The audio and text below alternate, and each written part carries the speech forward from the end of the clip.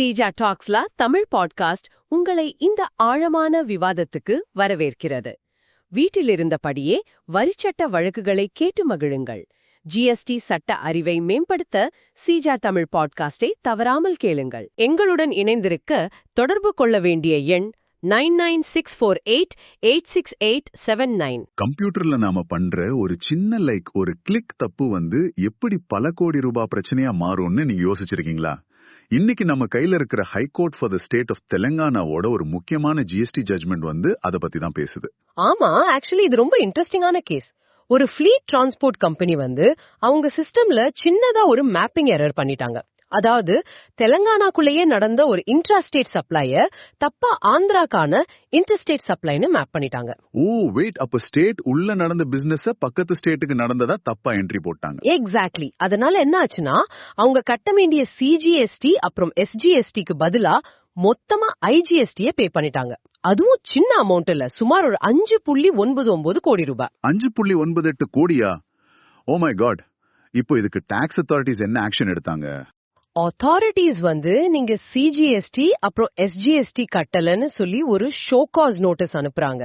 ஆனா அந்த கம்பெனி என்ன சொல்றாங்கன்னா, நாங்க தான் ஏற்கனவே ஐஜிஎஸ்டி கட்டிட்டோமே, அத அப்படியே இதுல அட்ஜஸ்ட் பண்ணிக்கோங்க அப்படின்னு கேக்குறாங்க. இதுல எனக்கு ஒரு டவுட் இருக்கு.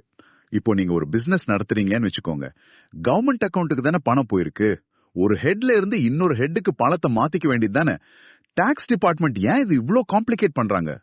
ஆமா, கேக்குறதுக்கு லாஜிக்கலா தான் படும். ரைட். ஏன்னா ஆட்டோமேட்டிக் அட்ஜஸ்ட்மெண்ட் பண்றதுல அவங்களுக்கு என்ன நஷ்டம் வந்துற போகுது?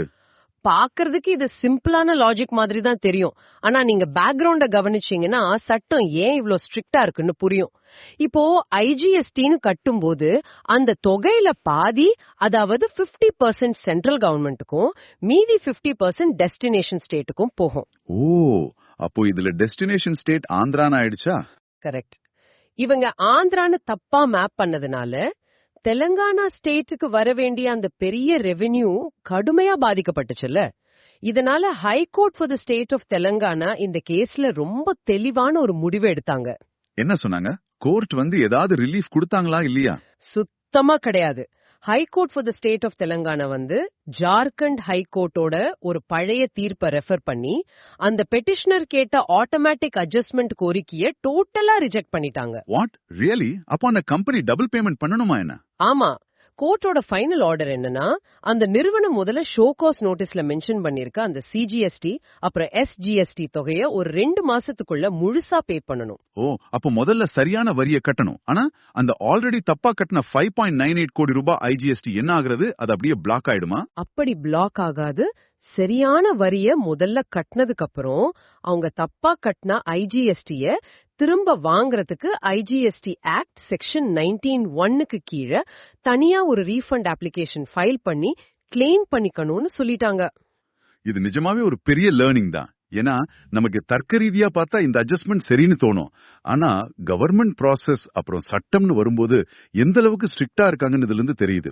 அதனால நீங்க டாக்ஸ் ஃபைல் பண்ணும்போது ஒரு சின்ன மேப்பிங் எரர் கூட எவ்வளவு பெரிய தலைவலியா மாறும்னு பாத்துக்கோங்க. டாக்ஸ் ப்ரொஃபஷனல்ஸ் இத ரொம்ப தெளிவா புரிஞ்சுக்கோங்க. ஜிஎஸ்டில ராங் ஹெட் கீழ் டாக்ஸ் பே பண்ணிட்டா எந்த விதமான ஆட்டோமேட்டிக் அட்ஜஸ்ட்மெண்ட்ஸும் கிடையாது. You must strictly pay the correct tax first and only then claim a refund for your erroneous payment. இது சீஜா டாக்ஸ்ல தமிழ் பாட்காஸ்ட், உங்கள் ஜிஎஸ்டி லீகல் லேர்னிங் பார்ட்னர்.